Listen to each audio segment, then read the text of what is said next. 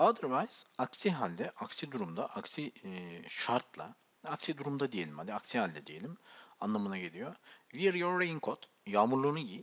Otherwise you will catch cold. O zaman giymezsen grip olacaksın. Soğuk algınlığına diyelim, yakalanacaksın. You should do your exercises diyebilirdik buraya. You should do exercise da olabilir. Exercises da olabilir. Yani böyle egzersiz yapmalısın.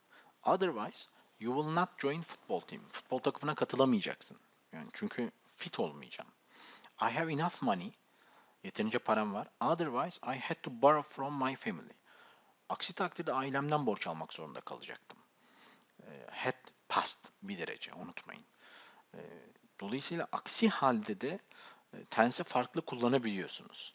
Gördüğünüz gibi işte şartı otherwise'dan sonraya getiriyoruz. Otherwise başta çok fazla görmezsiniz onu söyleyeyim.